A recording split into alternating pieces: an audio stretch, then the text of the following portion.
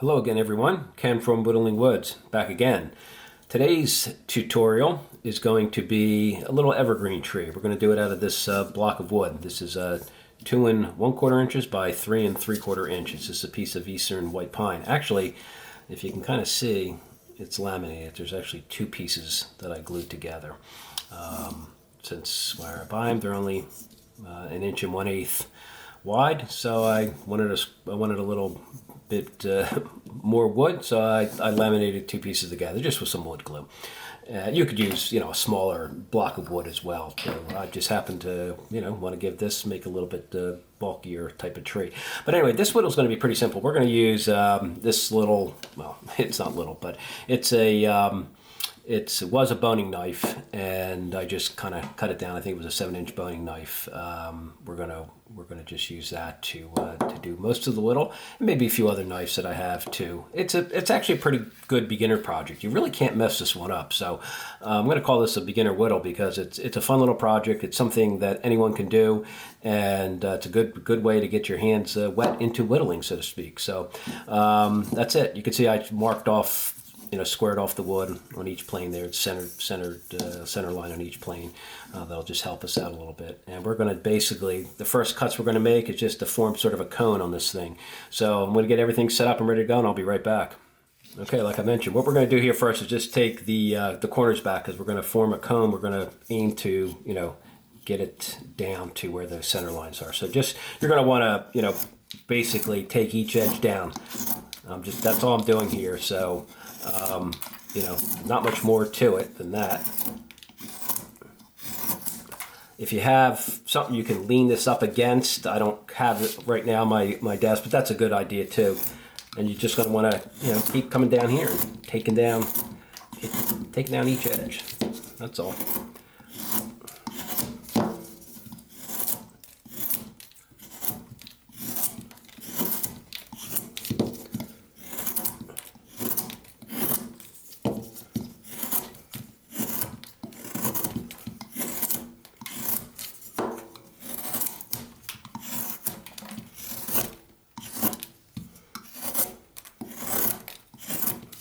Let me see how we're going here. We're just taking it down. This is going to be a, that's all I'm going to shoot for. So I'm not going to, bore you with all those details. We're going to, like I said, aim to get it into a cone shape, and I'll show you the end results, and I'll be right back when that's done.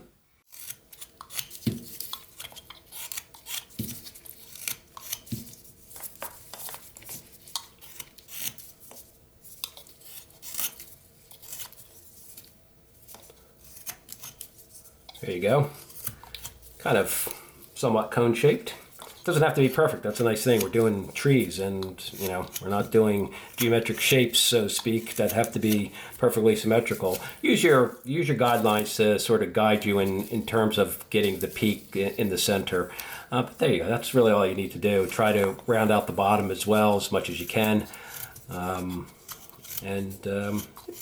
Like I said, if you have something, a stop block to put this against, it makes it easier when you're doing this. I should have grabbed mine out. I have a bench hook, but it's in another location, and I'd have to dig it out because I haven't used it in a while. But it would have been a good idea for me to do that. But through the magic of video editing, I didn't bore you with all those with all that shaving down. But that's it. Just take your time. Do your cuts across here. Keep your your gripping hand out of the way, obviously, and just bring it down to somewhat of a bullet or cone shape. That's what we're going for.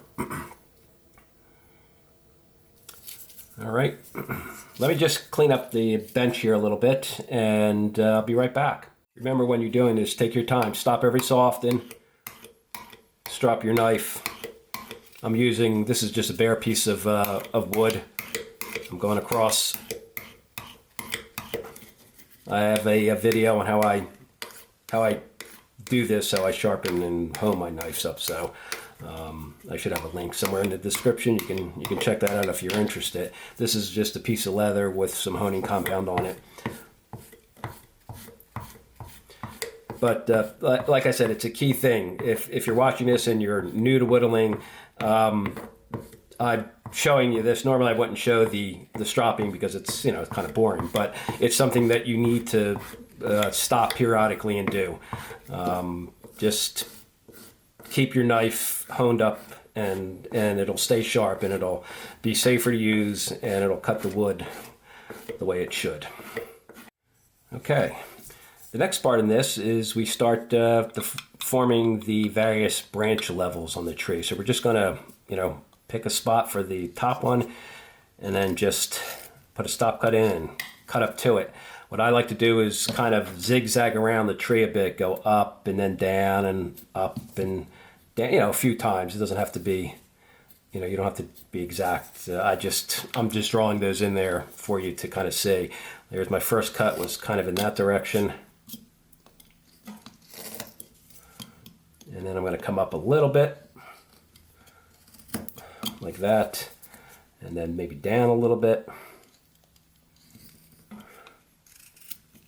like so, and up a little bit. That's all. Just going to go around and randomly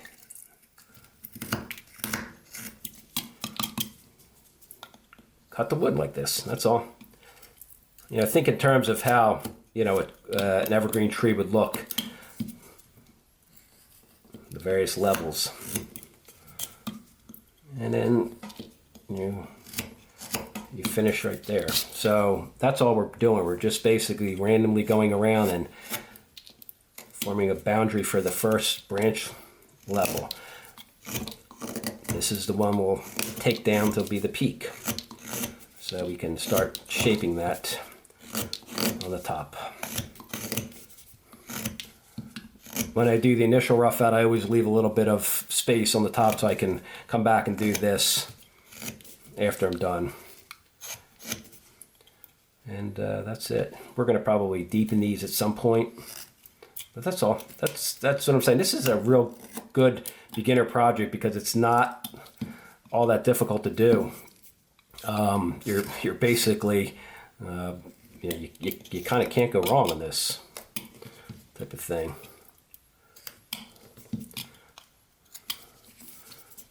And then you'll start trimming that up. We're going to come back and add more detail to each branch layer, but I like to get the bulk of it defined out, like so. And you'll see how it'll shape up, and it'll look kind of nice when it's all done. We're going to come down for our second level, say right about there. No, I don't use any really set measurements on any of these. We aim to get maybe, let's see, 1, 2, 3, 4, 5 layers in usually. That's pretty good. An odd number seems to work pretty well. Just randomly go around, alternate up and down type of thing.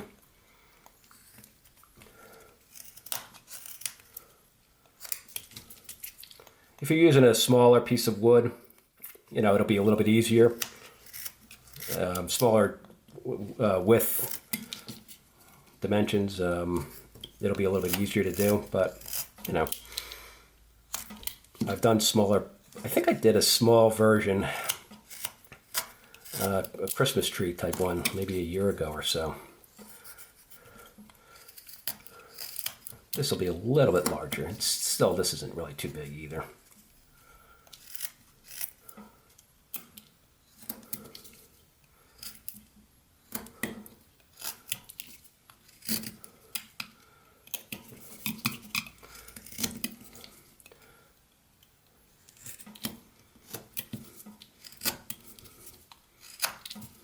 So, layer number 2.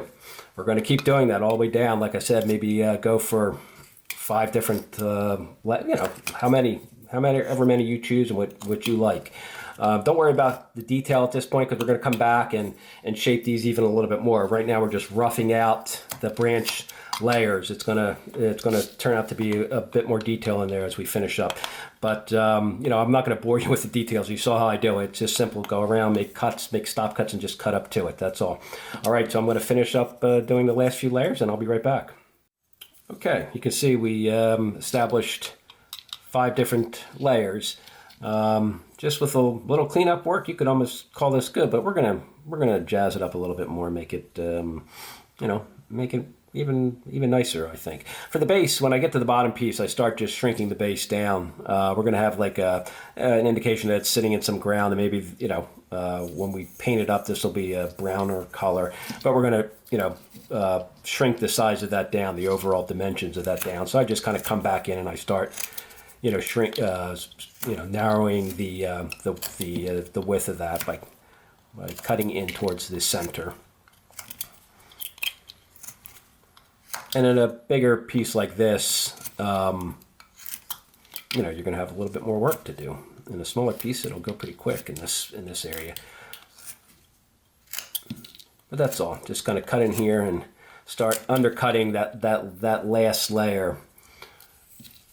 But you're going to leave a little bit here to, you know, so it can obviously stand. But we're going to want to start to taper this area in here in. So you're going to start bringing your knife in and tapering that.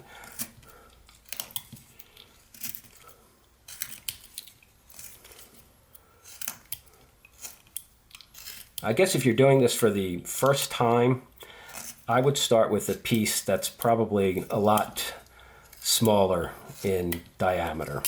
It'd be much easier to do, and it'll go a lot faster as well. So to get your feet wet with it. And they're fun little projects. Like I said, these are really, it's almost impossible to mess them up, you know, because they're trees. There's a lot of randomness to them. None are exactly the same. It's not like doing a head or something where you sort of have to have eyes in the right location and the nose and all that kind of stuff. These are fun projects to do, and actually, you know, they're kind of cool. You can sit them on a shelf somewhere, or, you know, on a table. They're fun little things, and if you paint it up with a decent mix of colors, with a little dry brushing, they look really nice. And if you want to do for the holiday season, you know, you can add little multicolored lights in there to make little Christmas balls or Christmas lights on there as well. Paint those in, and it looks good for Christmas time decoration. But like I said, this isn't necessarily Christmas. It's more of a winter. Well, not even winter. It's just a fun little project to do. Again, I'm using eastern white pine. I figured rather than using basswood, you know, eastern white pine is a pine tree, so we're just bringing it back to its natural state rather than the dimensional lumber. It's going to exist again as a tree. So that's all I'm doing. You can see I brought that down a bit, and I'm not going to sit here and bore you with all these details. Just come down here, undercut that last layer of trees until you get it to the you know, the width you want. And again, I wouldn't worry about it too much because, you know, imagine it's sitting on a table.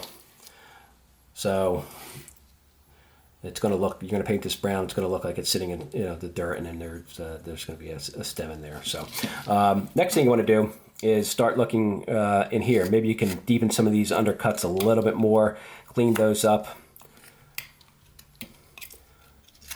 That's one thing you can do. Start to shape it a little bit. Take your time.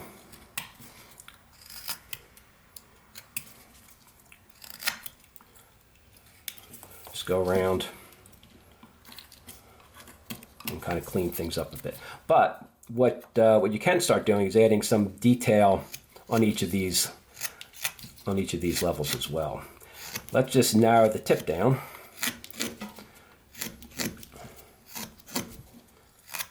So it looks like the top of an evergreen tree. I'll show you how I add a little bit of detail to each layer. That I think just kind of adds a bit more character.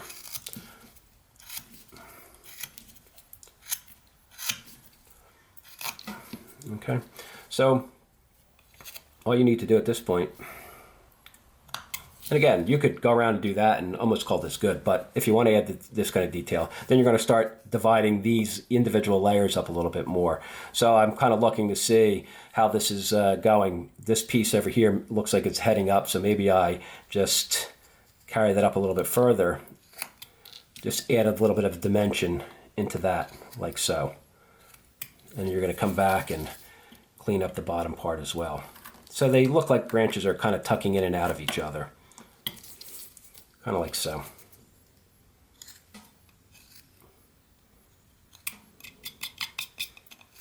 Go back, clean up your wood.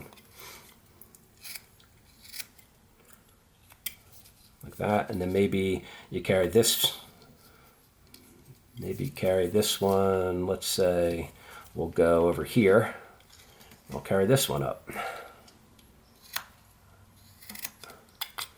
And then we'll bring this up a little bit more.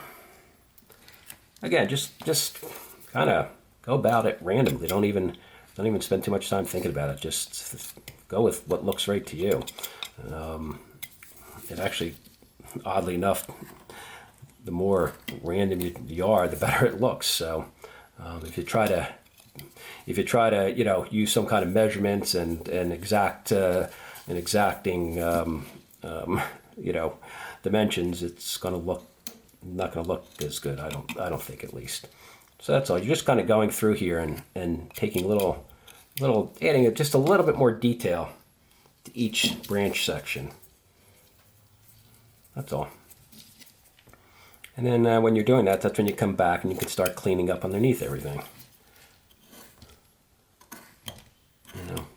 Do your little undercuts to make to deepen that a little bit more in each location. So there you go. Kind of the first layer is almost kind of done in a way. Maybe I'll add one more right here.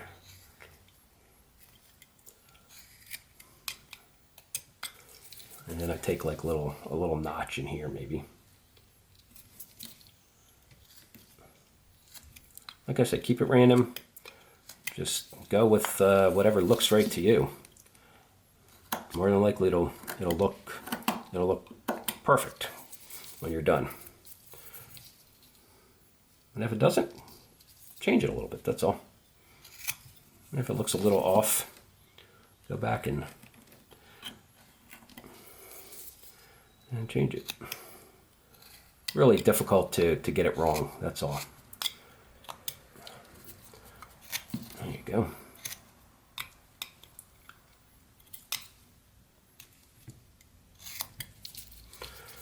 All right, and then we're going to keep going around each layer and do the same thing. I like to go back here and I'm kind of going through, and you can see I'm taking little texturing cuts as well before I do these. It adds a little bit more detail, and when we do a dry brushing, it'll pick up some of those raised areas will be picked up with the highlighting color that we use.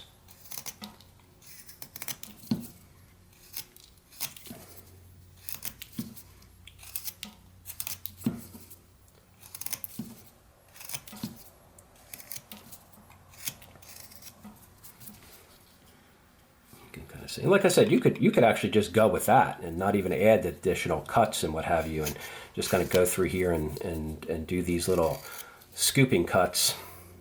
And I think in some ways that looks good as well. But we'll do it both ways, so you can try both out and see what you like best.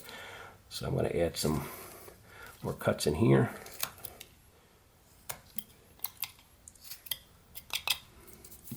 Maybe one over here.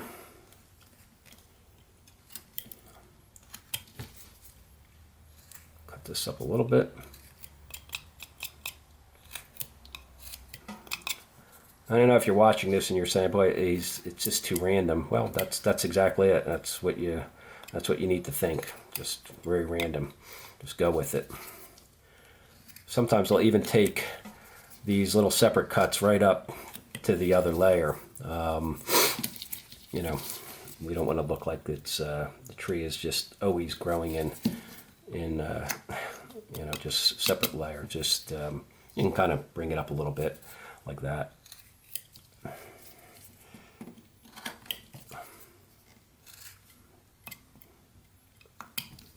Tuck them under, scooping cuts. Bring this up over here. So there you go. So we almost added a whole nother layer in there. That's all we're doing here. We're just kind of going through here and just going with the flow. I'll do a few more of these, and then I'll finish the rest off camera because it gets a little tedious to watch me just sit here and do this. Get out your whittling knife and give it a go. But you can see what I'm doing here.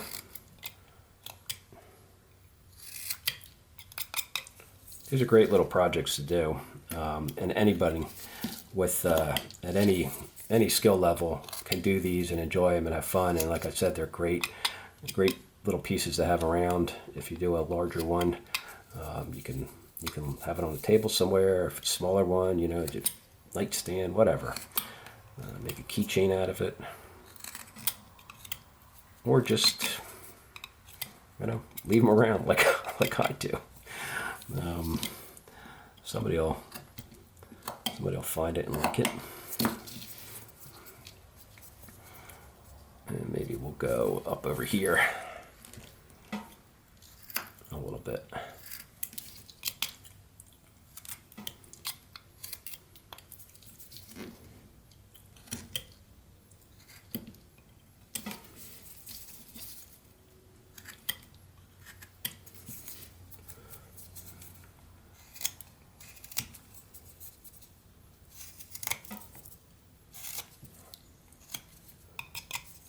So you can kind of see we're moving along. It's adding nice little detail to it, looking more and more like the little evergreen tree.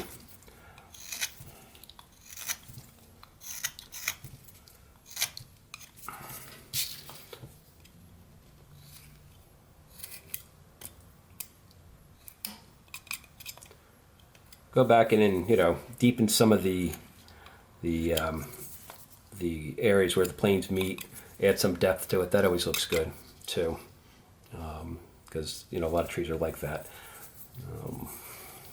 Right in here, maybe. Just take these little notch and cuts out. If you see two planes coming together, they just don't. They look like they should be more division between them, more detail. Just go ahead and do that.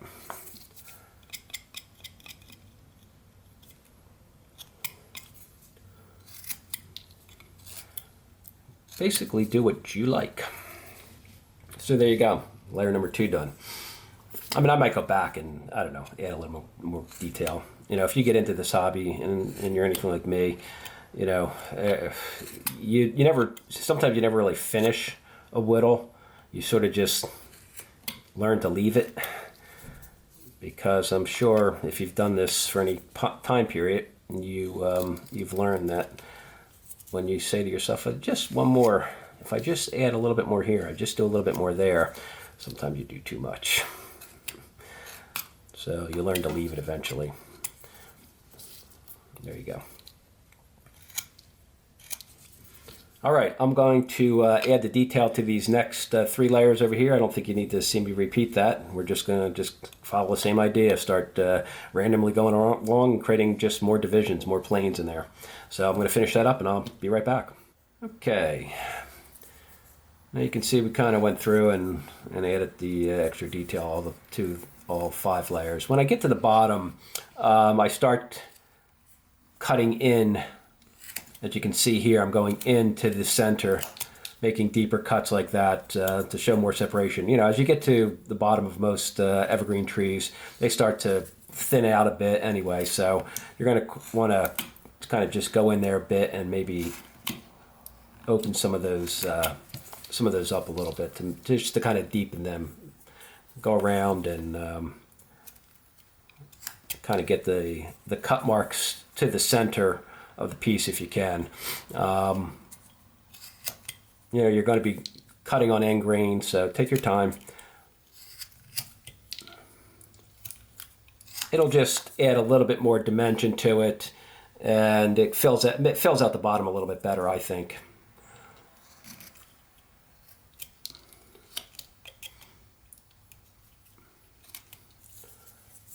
So that's all I'm doing here, just kind of going around and starting to create just a bit more depth in the last layer of branches. You know, nothing more than that, really. We essentially did the same thing we did on all the other layers. Now we're just coming back. Obviously, you don't have a supporting layer underneath, so you're adding that extra bit of detail in there, as you can kind of see.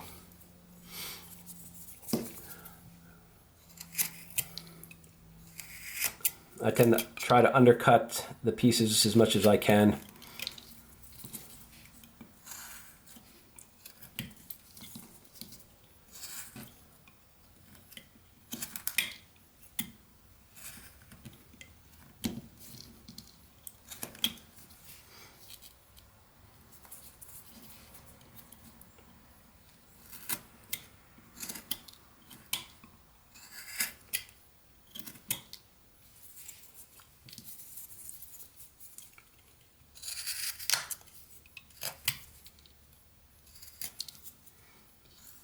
Add a little bit more detail here and there. Whatever you like or don't like, it's up to you.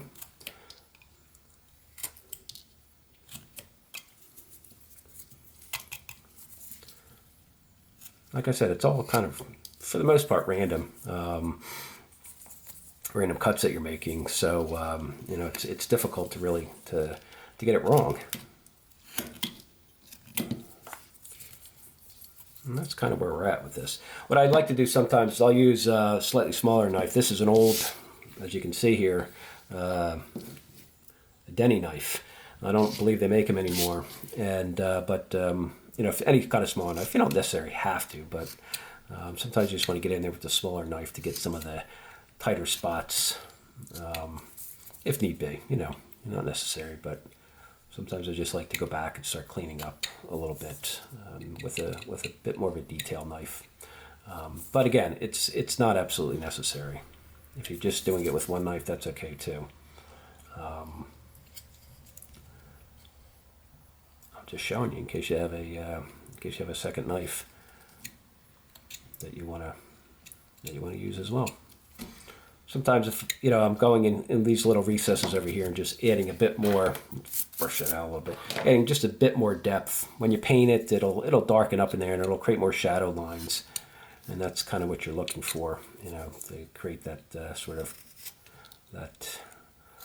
those different planes in your little whittle here. That'll just add more interest to it, I think, when it's just sitting there on a table or on a bookshelf or, you know, wherever it is, you know.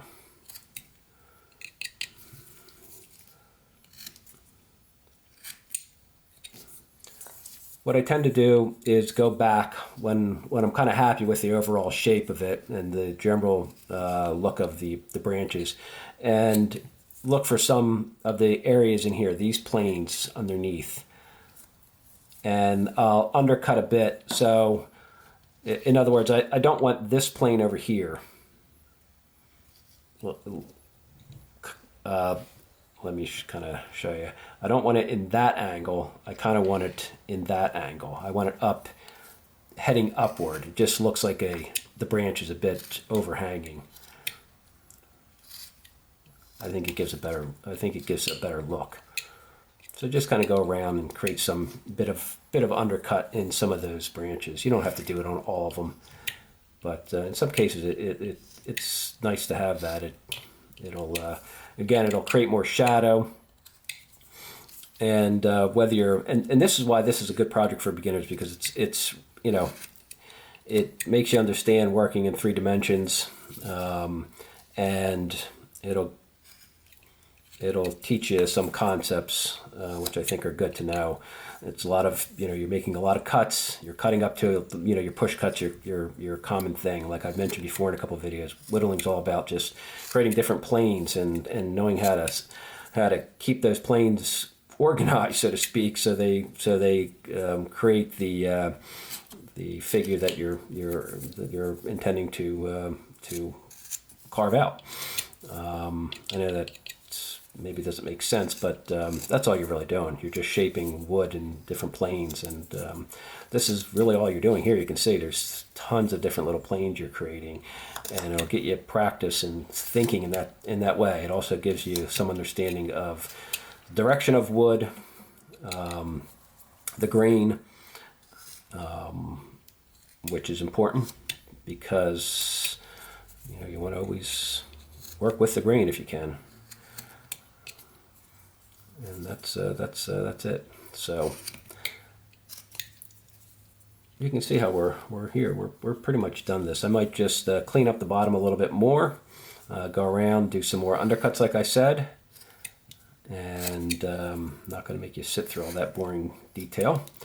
Or at least, it's not boring for me because I'm doing it, but it may be boring for you if you're just watching it. And when you start doing it, you'll find that it's kind of fun to go through and just play around with these little things and get them exactly the way you want it. Like I said, this is a really great little whittle for someone starting out to do. You don't have to do it on a piece. Not that this is a large piece, because obviously you can still hold it in your hand, but it's a relatively bulky piece. And if you do it on a smaller piece of wood, it'll be a lot easier. In fact, I would recommend if you do it, get in a block of wood like this, maybe whittle in the top few inches, and then hold it down here. It'll be a little bit more. It'll be a little safer for you and a little easier to work with. But this will give you kind of the concept. It doesn't matter what size you're doing. It's all about just the way you approach it. And like we said, initially we just went through and we defined each branch plane, and then we went back and we just added a little bit more detail to it. That's all. So you can see it's really not all that difficult to do, and you really can't, like I said, you can't mess it up. So anyway, I'm going to just kind of clean it up, finish it up here, and I'll be right back. Okay, there you go. All finished up. Well, other than painting. Just give you a look at it. You can see they're just kind of randomly placed planes in there, but they create the effect of overlapping branches. So it's a fun little easy project to do. So give it a shot. What I'm going to do is paint it up, and I'll show you that final the final look when it's all done. Alrighty, be right back. Okay, here we go. All painted up. Used different types of about 3 different colors of a craft acrylic green, from a darker to a lighter shade, and I believe I also used a raw umber color for some of the darker details in the base area. That's all. Just went through, applied them as a wash, dried it, and then went through and did some dry brushing, which is just putting a little paint on the brush, dabbing most of it off, and then catching some of the highlights, and you can see it picks up some of the highlight areas. That's all we did. It was a pretty simple project to do, a great beginner project, and not very complicated at all, and a cool little item here. Anyway, I hope you found it useful. Have a great whittling week. Talk to you soon. Take care.